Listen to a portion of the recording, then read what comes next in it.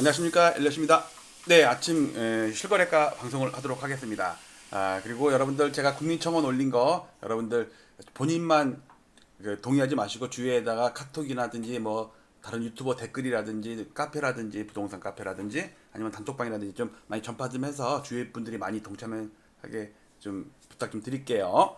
자, 오늘 제목 충격. 하루 거래 신고 최저치 갱신.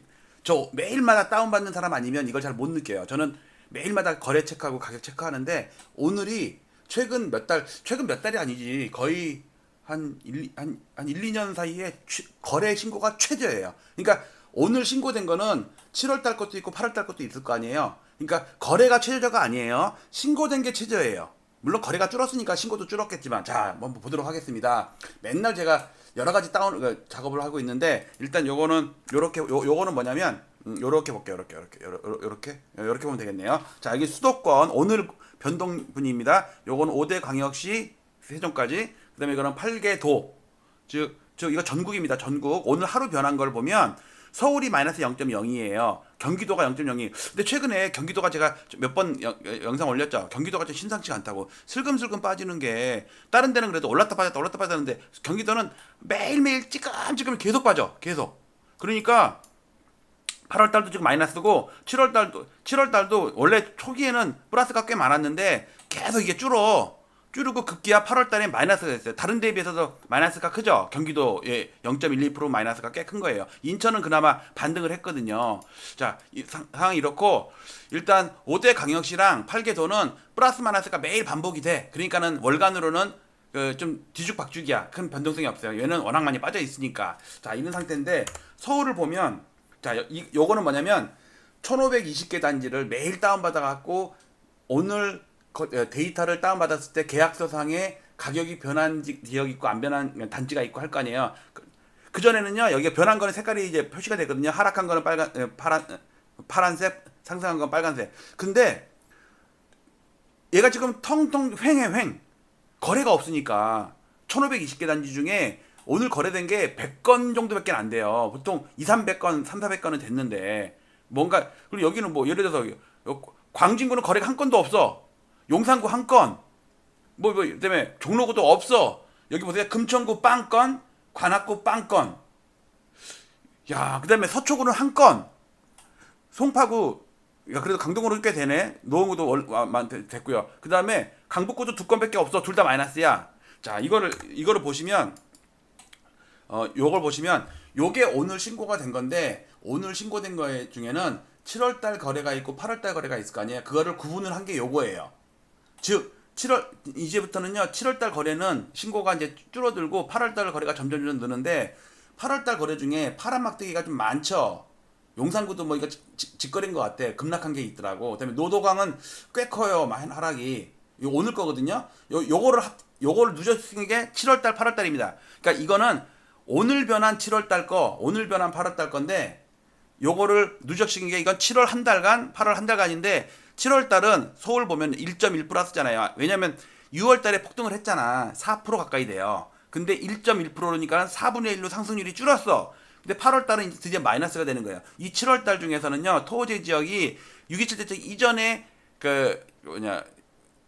가계약 맺어놓은 거를 토지거래 허가증이 한 보름 걸려서 나오면 그 이후에 본계약을 체결한다고. 즉 그러니까 7월 달도 플러스가 될 수밖에 없어요. 특히 강남, 서초, 송파, 용산, 그다음에 영등포, 양천 이쪽에 여의도랑 목동이랑은 토지거래 허가 지역이니까 토지 지역만 7월 달에 많이 올랐어요. 왜냐면 이거는 6월 달부터 상승분이야. 실제로는 6월 달에 가계약 해놓고서 7월 열흘 보름 뭐 20일 이때 본계약을 했으니까는 7월 달 상승분으로 이렇게 나와요. 근데 이것도 이제 끝났어. 여기 보세요. 8월 달에 상승이 거의 없어요. 금천구 관악구는 금천구는요. 지난달에 폭락을 했기 때문에 이번 달에 자율 반등이라고 보는 거고 나머지는요. 거래가 없으니까 등락폭도 작어. 자, 거래를 보겠습니다. 거래. 자, 여기서 다른 거 다 둘째치고 요렇게 보시면 좀 더 확대할까? 요렇게 볼게요. 자, 요거는 전국 이거는 1월부터 8월까지 2006년부터 20년 동안의 데이터를 계속 누적시키고 있거든요.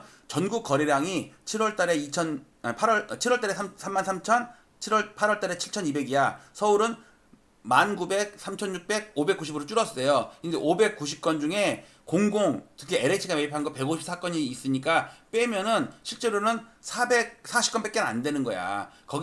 그리고 해제 건도 있고요. 여기 자 보세요. 그러면 그 오늘 신고된 것 중에는 8월 달 것도 있고 7월 달 것도 있고 6월 달 것도 있고 5월 달 것도 있을 거 아니에요. 한 4-5달 있다가 신고한 건 아마 과태료를 물 거야. 어쨌든 한두 건은 이게 늦게 신고하거나 취소된 거나 있어요. 주로 신고되는 게 7월 달, 8월 달 거야. 근데 50건, 66건이에요.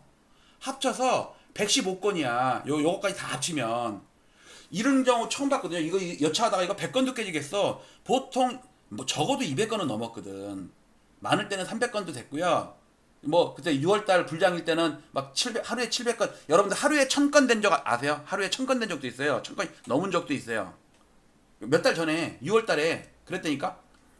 그런데 이거는 해제 건수 이제 누적시킨 거고. 자, 거래가 완전히 죽었습니다. 이걸 봐도 죽었죠. 좀 전에 이거를 봐도 횡하다고 횡. 원래 여기에 빼빼하게 플러스 마이너스가 막 섞여 있어야 되는데 그걸 집계한 게 이건데 얘네들이 적으니까 하루에 변동폭도 특이한 거 한두 개 빼놓고는 거래가 변동성이 확 줄어요.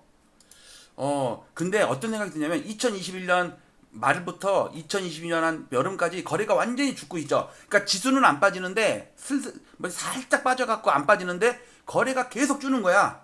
그러다가 나중에 폭락이 왔거든. 그때 어떤 데자뷰가 좀 느껴지고, 자, 요겁니다. 요거는 거래 건수, 취소 건수, 이거는 취소가 발생한 날 건수예요. 자, 요걸 갖다가 좀 확대하면 요 부분을 좀 확대할게요. 우리는 요 부분이 중요하잖아요. 요거를 요렇게 확대를 했습니다. 자, 여기서부터 2024년부터 요 부분을 확대를 한 게 요겁니다. 요거 작년 거, 이거 재작년 거, 2023년부터구나. 23년도, 24년도 올해 겁니다. 올해 거는 이걸 갖다 확대를 하면은요, 요겁니다. 요거. 1월 달부터. 이게 뭐냐면, 여기 분홍색 있죠? 분홍색이 해제 건수예요. 그 다음에 까만 거 있죠? 까만 거는 매입 임대주택 있죠? LH에서 산 거. 그리고, 이걸 갖다 확대하면 이겁니다. 즉, 이번 달 거를, 8월 달 거를 보면, 그 서울시 정보광장에 보면요 634건이라고 나와요. 왜? 거기는 취소 건수도 포함이 돼 있다고. 취소 건수인 여기 39건 있죠. 39건을 빼면 595건이야. 그 다음에 00 있죠. 아까 전에 얘기한 거 154건이야. 그럼 594건에서 154건 빼면은 실질 거래는 441건이에요. 이걸 제가 다 여기 있죠. 여기 요런 거. 그러니까 예를 들어서 6월 달 거죠. 6월 8, 7, 6, 5월 달에 보면은요. 서울 정보광장에 보면 8,267건이라고 나와요. 왜? 거기는 취소된 것도 포함이 됐거든. 그러니까 요거를 빼면 7,360건이야. 근데 이때 00이 470건이나 있었어. 이게 구로군가 어디서 있어서 그걸까지 빼면 확대해 보면요 6,906건이에요. 즉 서울 정보광장에는 8,200건이라고 나오지만 제 데이터는 제 데이터는 6,900건밖에 안 된다고. 실제로는. 왜냐하면 여기서 00 빼고 취소 빼고 요거 두 개를 빼면 벌써 한 1,300건 정도, 1,400건 가까이는 빼야겠죠. 이렇다고. 어쨌든 이번 달은 완전히 거래가 죽었어. 00이 지난달 지지난달보다 더 많어. 거래는 줄었는데 00이 더 많어. 한편에는 이런 생각이에요. 어쩌면 이거를 지난달이나 다음 달에 00 매입할 거를 어차피 그거는 뭐 오늘 하나 일주일 있으나 둘만 입 맞추면 되니까 뽀뽀하면 된다고. 그래서 이번 달에 거래가 워낙 적으니까 00을 154건을 이번 달에 계약한 걸로 노출시키는 거 아닌가. 이런 약간 하도 정부에서 통계청이나 국토부에서 통계 사기를 치니까 이런 의심까지 드네. 자, 그리고 요거는 6월 달에 25개국 구별로고 이거는 7월 달 거, 이건 이번 달 건인데 이번 달 거 잘 보세요. 이번 달에 거래가 얼마나 줄었냐면 6월 달에 가장 거래가 많이 된 게 강동구예요. 863건이야. 근데 그 다음에 많이 된 게 노원구는 원래 세대수가 많고 성동구도 740건이야. 엄청 많았어. 근데 지금 보면요. 강동구가 863건에서 28건으로 줄었고요. 성동구 740건에서 13건으로 줄었어요. 그것도 주력주 아니에요. 한강벨트. 노원구는 거의 움직임이 크지가 않았다고 얘네는. 요거랑 그다음에 요거는 이걸 볼게요. 이렇게 다 보면 보세요. 성동구 이번 달에 13건이에요. 13건. 강동구 28건이에요. 860건에서 28건으로 줄었고 740건에서 13건으로 줄었어요. 성남 분당도 1250건에서 12건이야. 야, 성남 분당 더 심하다. 아니, 예를 들어 강동구랑 비교하면 이 강동구 맞나? 예, 강동구. 이게 왼쪽에 강동구예요. 863에서 28건으로 줄었는데 얘는 1250건에서 12건으로 줄었어. 그리고 취소는 더 많았어요, 얘는. 자, 정리할게요. 오늘 신기한 걸 발견한 거예요.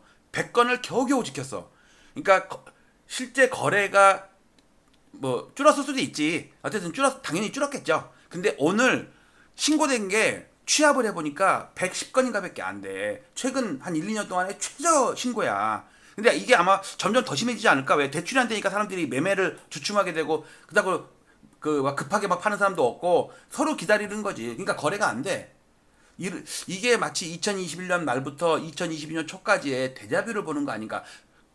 아파트가 빠지지는 않는데 거래가 계속 주는 거야. 그러다가 어느 순간 못 참고서 던지는 사람이 있거든요. 지금은 막 싸게 던지는 사람 없어요.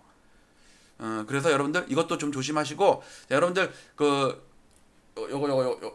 요거 자, 여기 국민청원한데 지금 8,623명이에요. 17%예요. 근데 여러분들 지금 날짜가 33%가 지났어. 33% 지났는데 달성률이 17%밖에 안 된다는 얘기는, 야, 이거 2, 3만 명도 못 넘으면은 그렇잖아요. 그리고 우리 바른 사회를 위해서 여러분들 자기 자식, 동생, 후배, 조카들을 위해서 여러분들이 좀만 노력 좀 해주세요. 제가 만들고 하는 데까지는, 청원 올리는 데까지는, 그다음에 혼자서 여기서 열심히 영상 올리면서 갖다 붙여가지고 또 동료는 하고 있는데 한계가 있거든요. 근데 여러분 2개가 있고 3개가 있잖아요. 여러분들도 많이 요 영상 밑에 달려있는 주소 카피 떠가지고 좀 전파 좀 시켜주세요. 복사해서 붙이고 댓글에다가도 달고 카톡으로도 하고 주위 친척분들 좀 부탁 좀 드릴게요. 그리고 저는 그 캠핑을 가는데 제가 몇 개 영상 녹여놓고서 예약을 걸어놓을 거라서 오늘 밤이나 내일 아침에도 아마 그 영상 몇 개는 나올 텐데, 주로 왜냐면 국민청원 이거를 늦출 수는 없어요. 캠핑을 가도 계속 동의는 해주셔야 돼. 마치도록 하겠습니다. 감사합니다.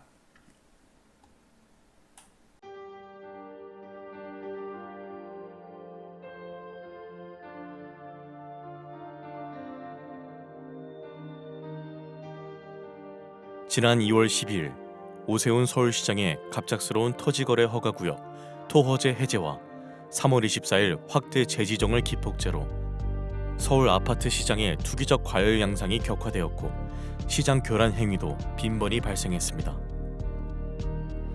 한국은행의 통계에 따르면 부동산이 가계 순자산의 73.7%를 차지한다고 합니다. 좁은 국토와 한정된 토지에서 남들이 들어가 살아야 할 주거 공간에 투기를 하고 막대한 불로소득을 올리고 자랑까지 하는 시대는 하루빨리 종식되어야 합니다.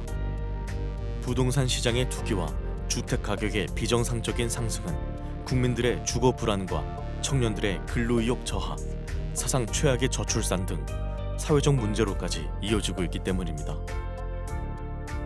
저는 올해 3월 이후 국토부 실거래가 공개 시스템에서 비정상적인 계약 해제 건수가 폭증하는 것을 목격하였습니다.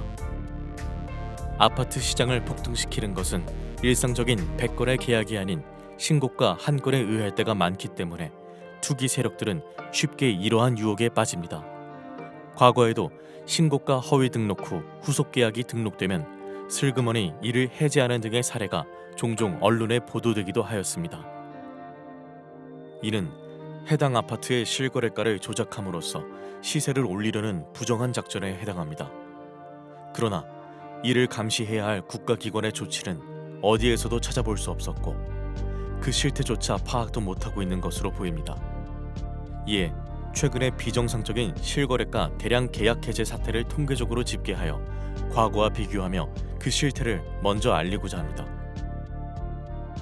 본 청원의 취지는 국토부 실거래가 공개 시스템의 신고가 허위 계약 등록 후 후속 계약 등록 시 이를 해제하거나 계약과 해제를 반복하는 자전거래 등 책임있는 국가기관의 아파트 실거래가 조작 여부 실태 조사를 촉구하기 위함입니다. 또한 허위 매물 등록과 시세 담합, 허위 계약 자전거래 등 부동산 시장을 교란시키는 작전 세력 감시를 위한 금융감독원, 증권감독원과 같은 부동산 감독원 설립을 촉구하기 위함입니다. 본 청원을 계기로 국가 차원에서 건전한 부동산 거래 질서를 확립하여 집값 폭등과 이로 인한 불로소득을 차단하여 사회 갈등을 해소하고 국민의 주거권을 보호할 수 있는 부동산 거래의 공정성 및 투명성을 확보해 주시기 바랍니다.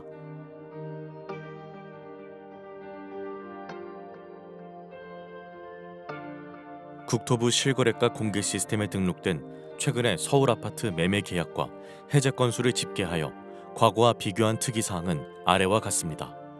올해 7월까지의 계약 해제 건수는 4,028건이 등록되었는데 그 중에서도 특히 6월에 가장 큰 폭을 기록하였습니다. 해제 사유 발생일 기준으로 6월 한 달간 1,181건이 발생하였는데 이는 데이터가 공개된 2020년 2월 이후 5년간의 월 평균 해제 건수 124건에 비해 9.5배나 되는 이상 현상이었습니다. 거래 증가를 감안하면 서울을 제외한 전국에서는 이 수치가 1.7배에 불과해 타 지역에서는 이러한 현상이 거의 발생하지 않았고 서울에서만 소위 부동산 작전이 실행되었다고 보아야 할 것입니다. 올해 들어 거래가 급증하고 전자계약 활용이 증가하는 추세에서 수정이 안 되는 단점 때문에 계약 해제 후 재신고하는 이유로 해제 건수가 폭증했을 가능성도 있습니다. 그러나 2024년 기준 전자계약 활용 비율은 5.95%에 불과해 여전히 종이계약서 활용 비율이 94%에 이르고 3일 이내 해제 비율도 3.9%에 불과해 단순 실수나 변심으로 인한 해제 건수 급증의 가능성은 적어 보입니다. 특히 서울 25개 구 중에서도 한강 벨트로 일컬어지는 지역에서 계약이 집중적으로 대량 해제되었는데 성동구는 6월에만 108건이 해제되며 지난 5년간의 월 평균 5.3건에 비해 20.5배에 이르렀으며 강동구도 99건이 발생해 19.2배에 달했습니다. 3월 이후 거래가 급증하였다는 점을 감안하더라도 도봉구 2.8배나 은평구 3.7배에 비해 이들 한강벨트 지역에서 20배 전후의 급증세를 보인 것은 일반적이지 않다는 것을 반증합니다. 서울시 외의 수도권에서도 비슷한 현상이 발견되는데 성남시 분당구에서도 6월 한 달간 107건이 해제되어 5년 월 평균인 3.8건에 비해 28.4배나 되었습니다.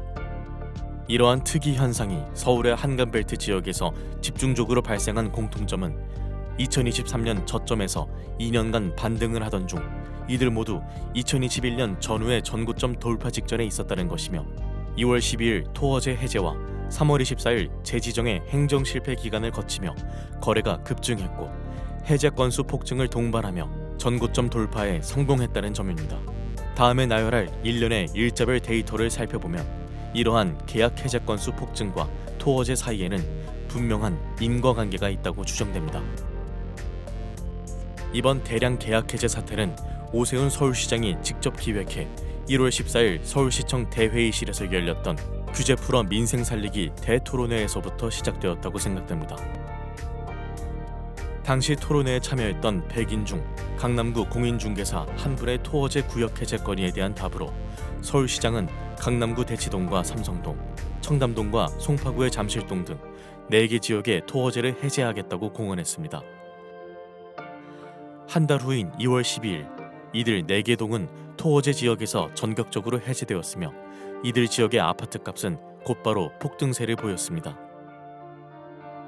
일몰제였던 토어제는 6월이면 자동적으로 해제될 예정이었음에도 불구하고 서울 아파트 거래량이 감소되었고 매매 가격도 안정되었다는 이유로 사상 최고치를 기록하며 폭등세를 보이던 토어제 지역을 신정부 출범 직전 4개월 앞당겨 전격적으로 해제한 것은 이해할 수 없는 행정이었습니다.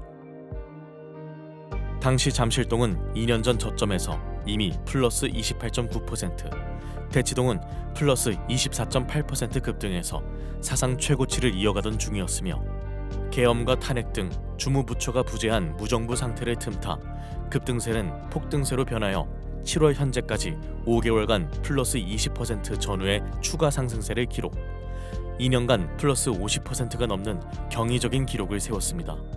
그러나 2월 당시 노원구 상계동은 고점 대비 마이너스 26.5% 폭락해 있던 상태였지만 토허제 사태 이후 폭등장에서도 불과 플러스 0.3% 상승하는 데 그쳤습니다. 결국 2년간 대치동 세대수 상위 9개 단지 14,169세대의 평균 매매가가 28.7억 원에서 43.1억 원까지 플러스 14.4억 원, 플러스 50.6% 급등하는 동안 상계동 세대수 상위 34개 단지 46,751세대의 평균 매매가는 7.5억 원에서 5.7억 원까지 오히려 마이너스 1.8억 원, 마이너스 23.5% 급락했습니다. 두 개 동의 매매가 차이가 2년간 4.1배에서 7.5배로 벌어지는 초양극화 현상이 발생한 것으로 서울시의 규제 풀어 민생 살리기 대토론회에서 시작된 아파트값 폭등 현상은 민생보다는 부자 살리기 결과를 초래하게 된 것입니다. 더구나 상계동의 총 세대수는 대치동에 비해 2배 이상 더 많기까지 합니다. 토허제 해제 이후의 지역별 아파트값 폭등 현상을 날짜별로 나열하면 이번에 대량 계약 해제 현상이 불특정 다수에 의한 우연한 현상이 아니었음을 의심하게 됩니다. 강남 3구 중 작년에 이미 전고점을 돌파한 강남구 및 서초구에 비해 송파구는 작년 8월부터 2월까지 6개월간 전고점을 못 넘으며 정체되어 있는 상태였고 거래는 줄었지만 여타 지역들도 무언가를 기다리는 듯 극심한 눈치보기 흐름을 지속하고 있었습니다. 2월 12일 서울시장의 전격적인 토허제 구역 해제와 함께 서울 아파트 시장은 송파구 잠실동을 위주로 폭등세로 돌변했습니다. 연일 폭등세를 보이던 서울 아파트 시장은 열흘 후인 22일 송파구와 영등포구가 4년 전에 전고점을 돌파한 데 이어 4일 후 마포구, 9일 후 성동구 등 차례로 전고점을 돌파했습니다. 서울 아파트 시장이 폭등세를 보이자 국토부 등 정부 당국에서는 3월 24일 부랴부랴 토허제 지역 확대 재지정을 했지만 이미 전고점을 넘은 서울 아파트 시장은 거래 폭발과 더불어 추격 매수가 붙으며 걷잡을 수 없이 폭등세를 이어갔습니다. 4월과 5월에도 광진구와 강동구 등 한강벨트 나머지 지역뿐만 아니라 성남시 분당구도 속속 전고점을 돌파하는 등 이러한 폭등세는 주변 지역으로 확산세를 보였습니다. 이에 따라 6월 4주차 부동산원 주간 매매 동향에서는 주간 상승률이 성동구 플러스 0.99%, 마포구 플러스 0.98% 등 연율 플러스 50%라는 사상 최고 상승률을 기록하였고 결국 신정부는 출범 이후 처음으로 대출 총량 관리 강화라는 6.27 대책을 발표하기에 이르렀습니다. 이러한 폭등세 속에서 과거에는 전혀 볼 수 없었던 특이한 거래 현상이 목격되었는데 계약 해제 건수가 급증을 했다는 것입니다. 성동구를 예로 들면 3월부터 급증세를 보였는데 특이한 점은 1월부터 6개월간 해제 사유 발생 건수가 규칙적으로 점증했다는 것입니다. 즉 5년 월 평균 5.3건에 그치던 해제 건수가 12월 4건, 1월 9건, 2월 14건, 3월 29건, 4월 55건, 5월 71건, 6월 108건으로 성동구 아파트 지수 급등을 따라 해제 건수도 급증을 한 것입니다.